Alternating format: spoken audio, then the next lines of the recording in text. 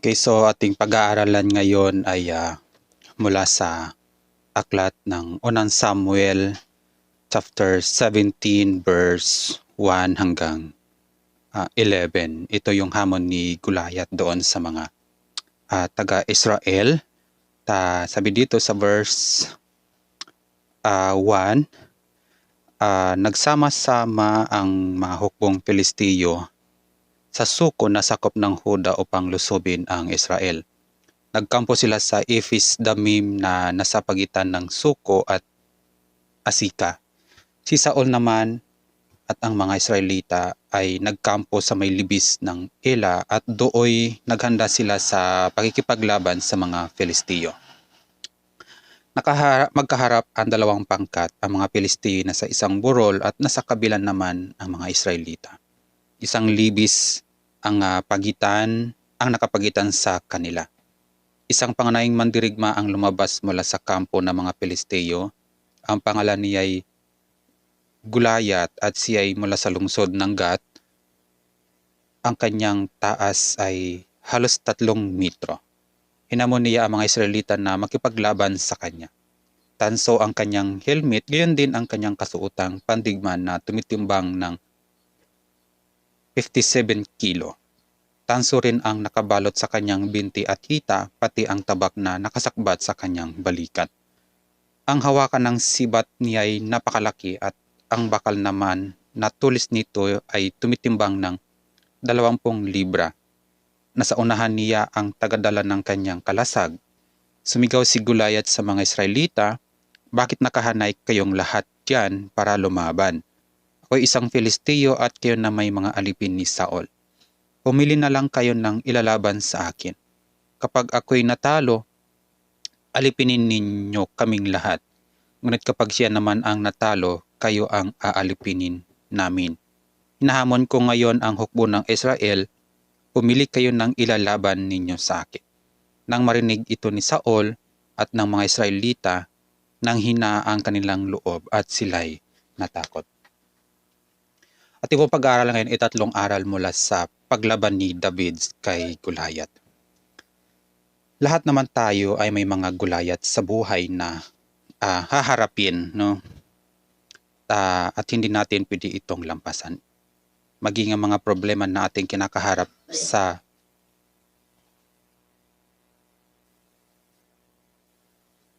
kasalukuyan, maging sa pamilya, sa trabaho, maging sa bansa, no, walang exempted sa atin pagdating sa problema. At maging mahirap man o mayaman.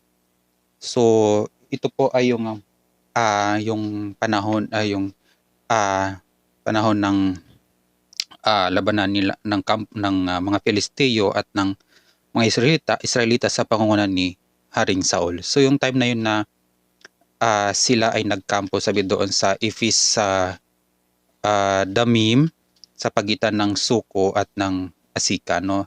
Si Saul naman ay ang mga Israelita ay nagkampo rin sa may libis doon sa may libis ng Ila. So halos magkaharap yung dalawang kampo na ito. At ang pagitan nila ay isang burol lamang. Kumbaga ba sa isang burol na ito, sa lugar na ito ay yung mga Israelita at sa kabilang burol naman ay yung mga Filistiyo. So isang burol lang yung nakapagitan sa kanila sa kanilang mga pagkakampo. At doon naman sa mga Filistiyo, ito ay hindi nalingid sa atin. Na alam natin na ang kanilang pangunahing mandirigma ay si Goliath. So si Goliath ay talagang sanay na sa pagkikipagdigma at kumbaga ba ang naging buhay niya ay pakikipagdigma o kumbaga ba ay pagkain niya na lang ang digmaan sa kanilang ginagawa. Okay, so kung titinan natin ang kasuotan ni Goliath, no? Sabi dito sa verse 5, tanso ang kanyang helmet. So syempre hindi pagtanso, hindi yan basta-basta at kapag tinamaan niya ng palaso ay hindi yan siya basta-basta na, no? Kasi nga matibay. At ang kanyang kasuotan naman ay ang kanyang kasuotang pandigma naman ay tumitimbang ng 57 kilo o 57 kilos. Maging tanso rin yung kanyang mga nakabalot sa kanyang binti, hita pati ang kanyang tabak na nakasakbat sa kanyang balikat, no? At maging ang hawakan ng sibat niya ay napakalaki rin. Maging bakal naman na tulis nito. So matindi yung talagang handang-handa sa digmaan. So ganyan yung sundalo kapag ikaw ay kapag ikaw ay pupunta sa isang digmaan o ang isang kawal, kailangan ay handang-handa ang ating mga armas papunta sa Hindi tayo pwedeng pupunta sa digmaan na walang handang mga kagamitang pandigma. So sa aral nating sa aral nating makukuha ngayon ng paglaban ni David kay Goliath. So ito po ay hindi yung sa ating spiritual na buhay, ay hindi po yung literal na Goliath ng ating nilalaban, kundi ito ay mga Goliath na dumarating sa buhay natin. Ito yung mga sitwasyon, ito yung mga problema, ito yung mga pagsubok, di ba? Minsan ang mga problema ang ating kinakaharap na sa kasalukuyan ay ang sa ating pamilya, minsan hindi magkakaunawaan, diba? So yun ang mga Goliath na dapat nating haharapin. So hindi natin pwedeng lampasan yun at hindi natin pwedeng, kumbaga ba, hindi tayo pwedeng skip doon bilang isang mga mananampalataya. So kahit anuman ang antas ng iyong buhay at ang estado na narating mo sa buhay, marami ka pa rin mga Goliath na dapat na pagdaanan. So kahit gano'n man kayaman, so kung kahit man gano'n kayaman yung isang tao o makapangyarihan ng isang tao, kapag naunahan ng takot, mawawalan ng saysay ang tiwala sa sarili. Kasi nga sabi sa verse 11 nasa verse 11 nang marinig ni Saul, no, sila ay hinahamon ni Goliath, no, nang marinig ni Saul at ng mga Israelita, nang hina ang kanilang loob at sila ay natakot. So dapat ang ating buhay isang mananampalataya ay hindi tayo pwedeng panghinaan ng loob, hindi tayo pwedeng matakot, no? So kapag naunahan tayo ng takot, yun nga ay mawawalan ng saysay ang ating tiwala sa sarili. So sabi sa unang Samuel chapter 17 verse 11, balikan natin, sabi niya, nang marinig ito ni Saul at ng mga Israelita, nang hina ang kanilang loob at sila ay natakot. So huwag tayong panghinaan ng loob. Bilang mga Kristiyano ay huwag tayong panghinaan ng loob, gaya ni Saul, no? So si Saul ay isang hari. So dapat ang isang namumuno, ang isang pamunuan ng isang pangkat, so dapat hindi siya pwedeng matakot. Hindi niya pwedeng ipakita sa kanyang mga nasasakupan na siya ay natatakot. Kasi nga kapag naipakita mo doon sa iyong mga nasasakupan, siyempre ang buong kawan mo ay talagang matatakot din, kasi sabi nila ang leader nila ay natatakot na humarap. So ano pa magiging silbi ng pagiging isang pinuno kapag tayo ay natakot sa ganyang mga Siyempre ang isang leader ay hindi pwedeng matakot, kasi kapag natakot, buong kawan talaga ay panghihinaan. Kasi bilang as a leader, kailangan may tiwala sa sarili, katatagan sa sarili, at maipakitang matapang, kasi nga sa'yo nakasalalay yung buong kawan. Okay? So huwag din natin huwag natin payagan na tayo ay maunahan ng takot, no? Dahil kapag tayo naunahan ng takot, yun ang magdadala sa atin sa pagkalugmok sa buhay. Okay?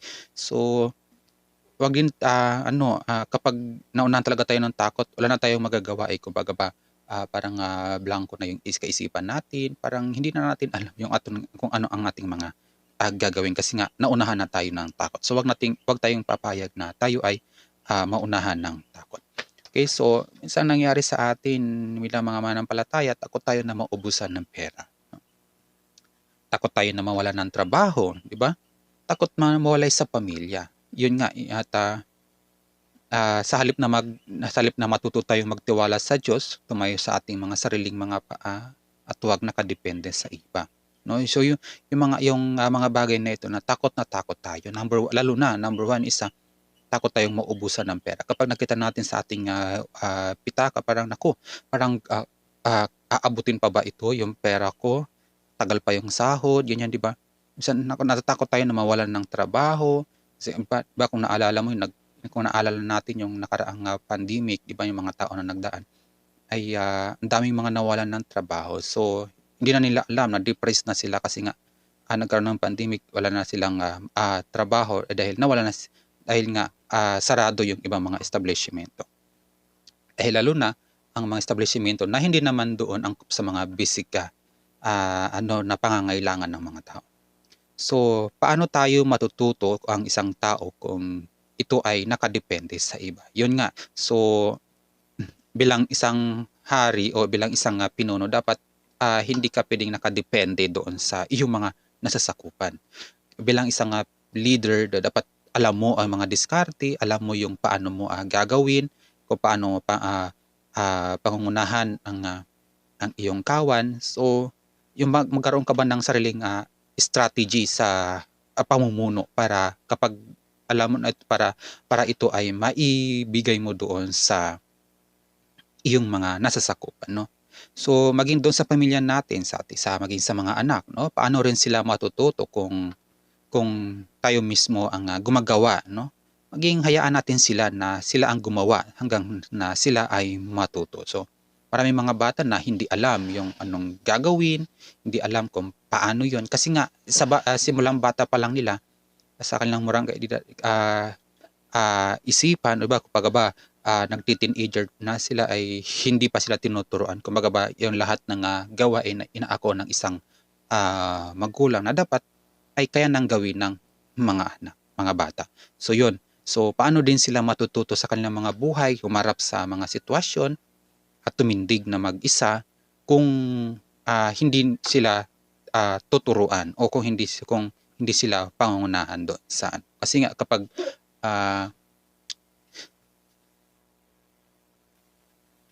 kapag inako mo yung trabaho, paano sila matututo sa buhay? Ang pagharap sa mukha ni Gulayat, ito yung mga problema. Bawat isa ay nahaharap kay Gulayat. So, ang bawat isa sa atin na kahit hindi mga Kristiyano o mga ordinary, kahit lahat Kristiyano man o hindi, nahaharap man tayo sa iba't ibang uri ng Gulayat sa buhay. Suriin ang problema, ang mga Gulayat na ating kinakaharap ay maaaring anumang bilang ng mga pagsubok, hamon at tukso. So huwag tayong papaalipin sa problema. So yun, ayan ay problema lang. Okay? So huwag tayong papaalipin sa problema. Sabi sa unang Samuel chapter 17 verse 9, sabi dito, kapag ako'y natalo, aalipinin ninyo kaming lahat.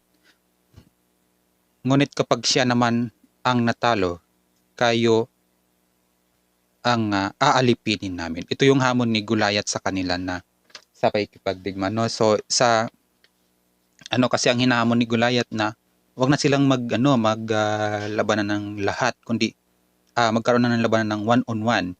Yung isang sa panig ng Israelita, kailangan may isang lalaban sa kanila, at sa panig naman ng mga Filistiyo ay si Gulayat yung lalaban. Yun sabi niya, kapag natalo daw ni Gulayat yung pambato ng mga Israelita, aalipinin nilang lahat. Ngunit kapag natalo ng pambato ng Israelita si Gulayat, ang buong kawal ni Gulayat at maging ang mga kasamahan ay gagawin nilang alipin. So yun din nga, sabi nga, talunin natin ang problema. So huwag nating ipakitang takot tayo sa problema. Kasi nga kapag naipakita natin na tayo ay takot sa problema, aalipinin lang tayo ng problema na ating nararanasan. Number 1, sabi dito, sasamahan ka ng Panginoon. Sa unang Samuel chapter 17 verse 37, unang Samuel chapter 17 verse 37, sabi dito, idinugtong pa ni David, iniligtas ako ni Yahweh mula sa mga mababangis na leon at mga uso. Ililigtas din niya ako sa kamay ng mga Pilistiyong iyon. Kaya't sinabi ni Saul, kung gayon, labanan mo siya at sasamahan ka nawa ni Yahweh. So yun. So nang marinig ito ni David na hinahamon niya yung bansang Israel, so si David na yung nag-volunteer na sabi niya, sige, lalabanan ko yan siya. Kasi nga yung mga kawal, si Saul at ang mga iba pang mga kawal, yung kanilang mga pinuno ay nanghinaanan ng loob at natakot na sila kasi nga hinahamon na sila ni Gulayat, na si Gulayat ay nag-iisa kasi akala nila na mga ibang mga kawal lang mga kalaban, pero si Gulayat pala ang kanilang magiging kalaban sa oras na iyon. So sabi ni David, lalabanan ko siya, So hinahamon kasi hindi na mapakali si David na hinahamon niya kasi yung ang Israel, lalo na ang bansa ng Diyos. Okay, so sabi ni David kay Saul, sabi niya, lalabanan mo, sabi ni Saul kay David, lalabanan mo ang taong iyon na wala ka naman sapat na kakayanan, na hindi ka naman sanay na makipagdigbang. Ngunit sabi ni David, ang sinagot niya, sabi niya, iniligtas ako ni Yahweh mula sa mababangis na mga leon at mga oso. Ito yung kapag si David ay nag-aalaga ng mga kanyang mga tupa. So siyempre ipinagtatanggol niya yung mga oso at saka yung mga mababangis na leon. Diba yung kapag aagawin sa kanila at kakainin ng mga mababangis na hayop na yun. So doon pala makikita natin kaagad ang pananampalataya ni David sa Panginoon na talagang sasamahan siya. At dahil si David ay isang simpleng bata lang o maamong bata lamang, ngunit ang kanyang pananampalataya ay napakataas na kaya niyang labanan si David dahil sa bagay na yun na hinahamon ni Goliath yung ang bansang Israel. Okay, so napakataas ang pananampalataya ni David para labanan yung si Goliath. Okay. So sa mga bagay na yun, hindi tinitingnan ni David kung paano niya mapapatumba si Goliath. Ngunit ang tinitingnan ni David ay ang magagawa ng Diyos sa kanilang pakikipaglaban na yon. Nang sabihin ng lahat kay David na hindi niya kayang labanan si Goliath, at sumagot siya na ikipaglaban sa mga leon at uso upang iligtas ang mga tupa ng kanyang ama. So kung makikita natin doon, si David at saka si Saul na nag-usap, pareho silang may pananampalataya. Ngunit si David naman ay may pananampalataya, hindi siya takot na labanan si Goliath. Ngayon si Saul naman, meron din pananampalataya, ngunit inunahan lang ng takot. So yun ang problema sa isang mga mananampalataya. Kapag meron kang pananampalataya, kasi sa mga Kristiyano, meron kang pananampalataya, kapag inunahan ka ng takot, mawawala ng saysay ang iyong pananampalataya. Ganon din ang mga Kristiyano, may pananampalataya, ngunit yun lang takot lang tayo lumaban. So huwag nating ipakitang takot tayong harapin ang mga pagsubok. Unang Samuel chapter 17 verse 42 and 43. Ganito naman ang sinasabi, nang makita niyang si David ay isa lamang kabataan may maamong hitsura, nilait niya ito at pakot siyang tinanong, anong akala mo sa akin? Aso ba na lalabanan mo at may dala kang patpat? At si David ay sinumpas ng Filistiyo sa pangalan ng kanyang Diyos. So yun, nung haharap na si David doon kay Goliath, para siya nang lumaban kasi mga kasamahan niya, yung Israel, ayaw nang lumaban, si Saul ayaw nang lumaban kasi nga takot na sila at nawalan na sila ng pag-asa. Kasi nga si Goliath ang kanilang magkakalaban. So nung makita ni Goliath si David na papalapit sa kanyang harapan, kinutya niya pa. Sabi niya, anong tingin mo sa akin? Isang aso lang na lalabanan, tapos meron pa siyang dalang pamalo. So ang pamalong yung dala ni David ay isa rin yun sa mga tanda na kung saan ay ginagamit ni David panglaban doon sa mga sa mga mababangis na hayop. Okay, so hindi pa rin umurong ito si David, no? So sa oras na iyon, hindi inurungan ni David si Goliath, alam niyang siya ay sasamahan ng Panginoon. So napakataas ang pananampalataya ni David at napakalawakan ng kanyang pagtitiwala sa Diyos. Nga hindi niya tinitingnan kung paano niya mapapatumba si Goliath. At tinitingnan ni David ay ang magagawa ng Diyos sa labanan na iyon. Kapag buong-buo ang ating pagtitiwala sa Panginoon, kumpiyansa tayong malalampasan ang mga Goliath sa buhay. So yun lang naman yung ating magiging panlaban sa mga problema, sa mga sitwasyon, sa mga pagsubok sa buhay. Ilan naman ang ating panlaban doon, ang pagtitiwala natin sa Panginoon. Okay? Kahit sa pamilya sabihin natin, kahit sa pamilya sasabihin sa atin, hindi mo yan kaya, 'di ba? Pag maging sa pag-abot mo ng mga goals sa buhay, meron kang mga karibal kaagad eh. Yung mga pamilya minsan walang tiwala sa iyo, syempre sasabihin niya, ay ganyan lang yung buhay mo, wala kang hindi mo yan maaabot, hindi mo yan kaya. So yun sa tingin lang nila. Minsan kasi mga tao napaka-literal yung kanilang kaisipan, yung bagabang hindi po nga nasusubukan, nagiging negative na kaagad ang kanilang kaisipan na pagtingin sa iyo. So kapag ang isang Kristiyano ay inunahan ng takot, wala nang kasiguruhan ang kanyang pananampalataya. So wag nating ipakita na tayo ay takot na harapin ang mga sitwasyon, harapin ang mga problema, at harapin ang pagsubok sa buhay. Pangalawa naman na ating matututunan na pakikipaglaban ni David kay Goliath, nagdudulot ng lakas ng loob ang pananampalataya sa Diyos. Sa unang Samuel chapter 17 verse 45, sabi dito, sumagot si David, ang dala mo'y tabak, sibat at pantusok, ngunit lalabanan kita sa pangalan ni Yahweh, ang makapangyarihang Diyos ng Israel na iyong hinahamak. So, napakatindi, hindi takot si David doon sa mga armas ni Goliath, no? Sabi niya, dala mo naman tabak, sibat at pantusok, yan lang naman, diyan ka lang mamatapang kasi may mga armas ka. Ngayon sabi ni David, lalabanan kita sa pangalan ni Yahweh na makapangyarihang Diyos na iyong hinahamak. So, dapat ganun ni mga Kristiyano, ipinaglalaban ang pananampalataya, pinaglalaban ang pagtitiwala, pinaglalaban ng Panginoon sa mga pagsubok. Kasi ang pagsubok naman pinapayagan lang yan ng Diyos sa atin upang maikipakita niya ang kanyang katatagan, ang kanyang pagmamahal sa atin, ang kanyang kapangyarihan. Okay? So, kapag matibay ang ating pananampalataya, may lakas tayong harapin ang anumang pagsubok. So, tibayan lang natin ang ating mga pananampalataya. So, alalahanin natin ang armas ng kalaban ay tabak. So, di ba tatlo yung binanggit doon, tabak, sibat at pantusok. Ang tabak naman ay tatagain ka ng iba't ibang sitwasyon sa buhay. Yung sibat naman, itatapon sa iyo ang mga kasinungalingan, di ba? Alam mo, hindi mga kasinungalingan. Siyempre, ang mga kasinungalingan kapag magre-react ka, ay hindi yan totoo, ganyan ba? So, yun naman ay mga sibat na itatapon sa iyo. Pantusok naman, itutusok sa iyo ang lahat ng mga paratang. So, magkaiba yan na kasinungalingan, yung parabang mga bagay na parang, hindi naman yan totoo. Ganito ang ginagawa, hindi yan totoo. Kasinungalingan yan lahat. Yung mga paratang na itong ginagawa mo, ngunit hindi naman katotohanan. Armas naman ng pananampalataya ay ang pangalan ng Panginoon. Ito yung pagtitiwala sa Diyos. Okay? Anumang hamon, tumawag sa Panginoon. Tutulungan tayo ng ating pananampalataya na harapin ang takot ng buong tapang. At ang pangatlo naman, ay sa Diyos magagawa mo ang imposible. Sa unang Samuel chapter 17 verse 49 to 51. Sabi dito, dumukot siya ng bato sa kanyang supot at tinirador niya si Goliath. Tinamaan ito sa noo at bumaon ang bato roon.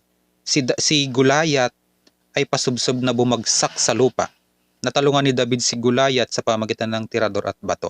Napatay niya ito kahit wala siyang tabak.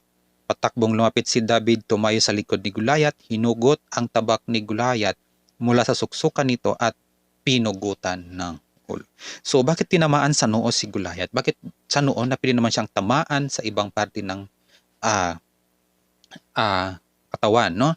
So ang ating ulo kasi o ang ating noo kasi yan siya yung pinaka battleground ng diablo at ng mga mananampalataya. So, kapag nakarinig ka, kapag nakaano ka ng mga negatibong bagay, so siyempre iikot-ikot yan doon sa iyong kaisipan at siyempre hanggang sa mag-react ka. So, kaya noo yung tinamaan.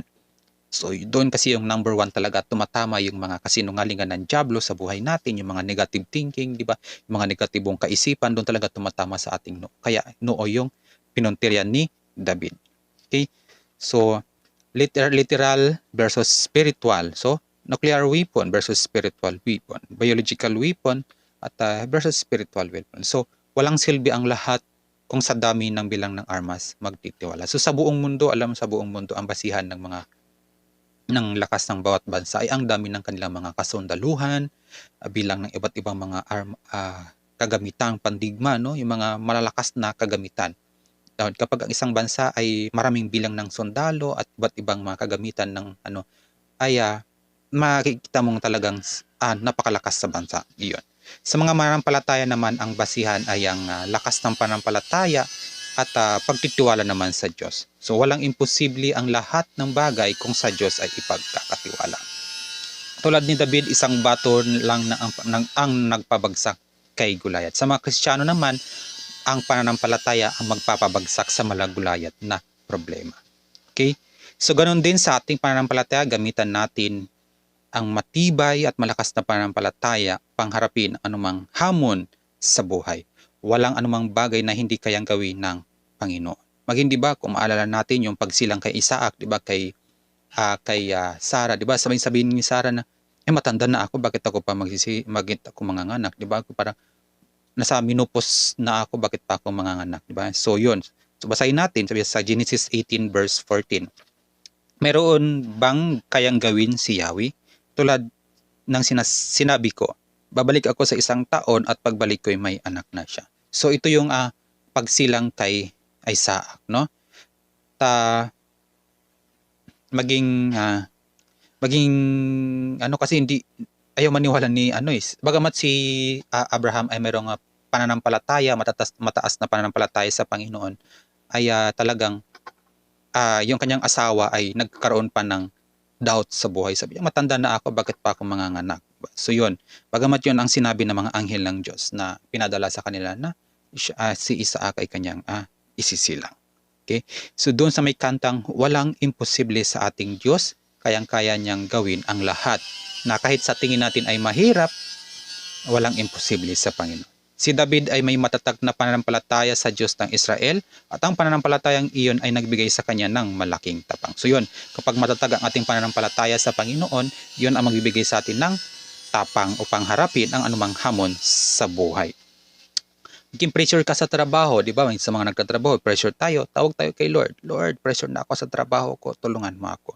Problema sa pamilya, tawag din tayo kay Lord. Lord, ano bang nangyari sa pamilya ko? Dami ng pagsubok, tawag tayo kay Lord. Meron naman tayong emergency hotline para sa mga Kristiyano, di ba?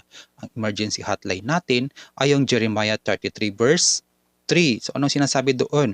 Kung manalangin ka sa akin, tutugunin kita at ihahayag ko sa iyo ang mga bagay na dakila at mahiwaga na hindi mo pa nalalaman. Ang sabi, kung mananalangin tayo, ay paano tayo tutugunin ng Panginoon kung hindi naman tayo tatawag sa Kanya? Diba?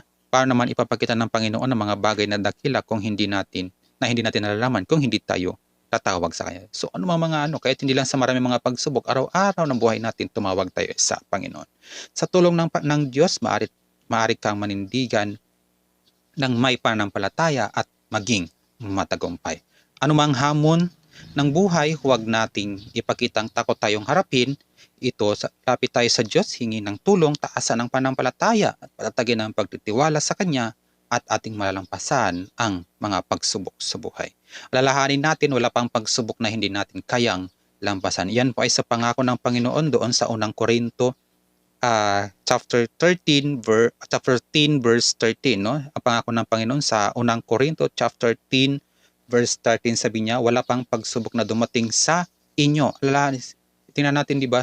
Isipin natin, wala pang pagsubok na dumating sa inyo na hindi naranasan ng ibang tao. Tapat ang Diyos at hindi niya ipahihintulot na kayo subukin ng higit sa inyong makakaya. Higit sa inyong makakaya, ha? Sa halip, pagdating ng pagsubok, bibigyan niya kayo ng lakas upang makayanan ito at ng paraan upang malampasan. So yun, ang Diyos na mismo nagsabi, wala pang pagsubok na dumating sa buhay natin nang hindi kayang lampasan. Dahil bago dumating ang pagsubok sa atin, ay bibigyan na tayo ng lakas ng buhay. Nauna na yung lakas ng buhay bago dumating yung pagsubok sa atin. So yun, anumang hamon ng buhay, ay huwag nating ipakitang takot tayo sa mga pagsubok. Taasan natin ang ating pananampalataya, laksan natin ang pagtitiwala sa Panginoon, tawag palagi kay Lord upang anumang hamon na dumating sa buhay, kaya nating lampasan. Sa Diyos ang papuri at pasalamat sa oras na ito.